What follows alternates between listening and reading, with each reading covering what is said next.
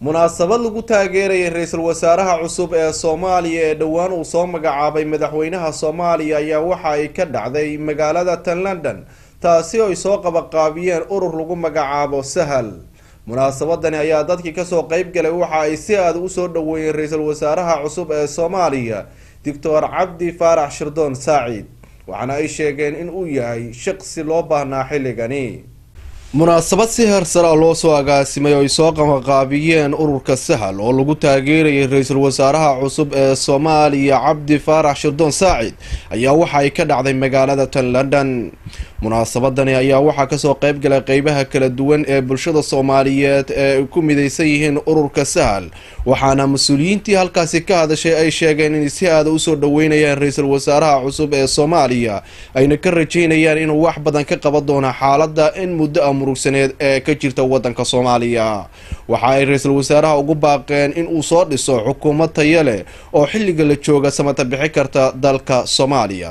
mas'uuliyiinta halkaasi ka hadashayna waxa hadaladoodii kamid ahaa munaasabadeenu caawa waxay ku saabsan tahay taageerista ama soo dhaweynta Prime Ministerka Soomaaliya Dr.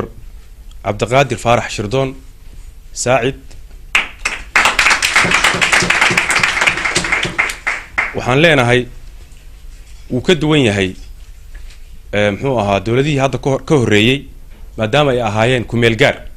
marka waxaan rajeynaynaa haddii aan ku hadlayo codka ururka Sahal inuu noqon doono midkii ummadda Soomaaliyeed ay ku degi lahayd kuna hogaamin lahaa muxuu ahaa kala dambeyn iyo cadaalad iyo sinaan. Saacid ama Cabdi Faarax Shirdoon oo loo magacaabay ra'iisul wasaaraha dowladda federaalka Soomaaliya waa shakhsi aan u aqaan taas awgeed kalsooni weyn baa ku qabaa inaan lagu lugo doono insha Allah. waxaan isugu nimid inaynu taageero dowladda imanka Prime Ministerka uu madaxweynuhu magacaabay Dr. Cabdi Faarax Shirdoon.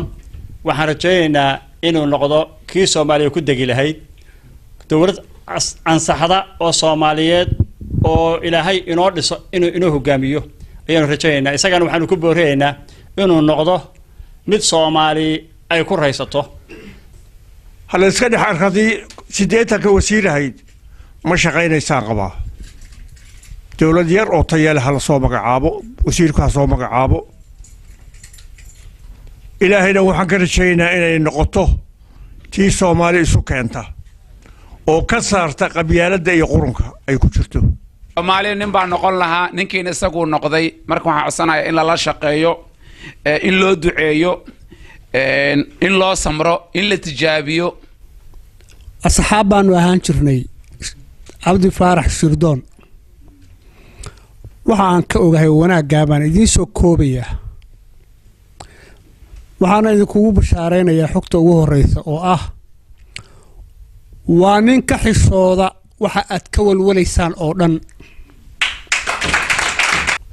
ay ugu taliyaan cadaalad sinaan kalgacayl heshiisiis gacanta inay isu saaraan nin lagu seexdo ha seexan. Shirdoon hawl adag baa hortaala runtii hambal yaanu leenahay ku soo dhawow hogaaminta darisna waan nahay anigu nin Ethiopian oo Soomaalida Ethiopian kamid ahay. kow waxaan codsanaynaa in uu Prime Ministerku daris wanaag u muujiyo haddii la yiraahdo. ugu faraxsanahay inuu Prime Ministerka Soomaaliya waqtigan hadda xasaasiga noqday. annaga waad aragteen waxaan ku faraxsanahay in dawladda Puntland ay ahayd ciidii ugu horeysay oo ra'iisul wasaaraha taageeradiisa soo gudbisa. waana dhab weeye asal bay naga tahay dawlad ahaan. aad iyo aad si kalsooni ah oo waliba la siinayo khaladaad kasta oo dhaca samir iyo dulqaad ah yaanu ku taageeraynaa oo la shaqeyn doonaa haddii Alla idmo. marka waxaanu leenahay haddaanu haweenka nahay waanu ku duceynaynaa. ilaahay waxaan kaaga baryaynaa hawl adag baa ku hortaagan inuu ilaahay ku fududeeyo. waxaanan shacabka Soomaaliyeedna meel walba ha wada ahaadaan inay ka qayb qaataan hoggaanka iyo geedi socodka. aan ka codsanaynaa ama dawladda aan ka codsanaynaa inay tixgeliyaan si aad u tixgeliyaan inay maamul sameeyaan meel kasta aad baan u taageerayaa Dr. Cabdulqaadir Faarax Shirdoon Prime Ministerka cusub ee Soomaaliya waxaan isleeyahay waa kii Soomaali badbaadin lahaa waxaan si buuxda u taageersanahay Cabdulqaadir Faarax Shirdoon Prime Ministerka Jamhuuriyadda Federaalka Soomaaliya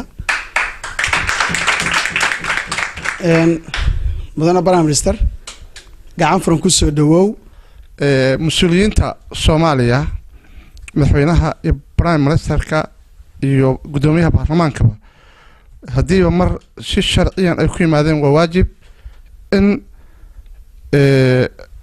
loo hambaliyeeyo loo duceeyo ra'iisul wasaaraha sababta ay tahay wali ma helin Soomaalida xilligan saddex aqoon-yahan oo isku xigta marka waxaan soo jeedinaynaa in culayska la saaro in dib u heshiisiin lala galo dadka mucaaradka ah Saacid iskuul baan ahayn waqti badan baan wax wada dhiganaynay ilaa 16 sano waxaan dareenka la wadaagaa inuu yahay mas'uul Soomaaliyeed oo ka bixi kara shaqada loo diray munaasabadani ayaa dhammaan dadkii ka soo qayb galay waxa ay si aad ah u amaaneen ra'iisul wasaaraha cusub ee Soomaaliya waxaana ay ku soo gabagabowday jawi aad u wanaagsan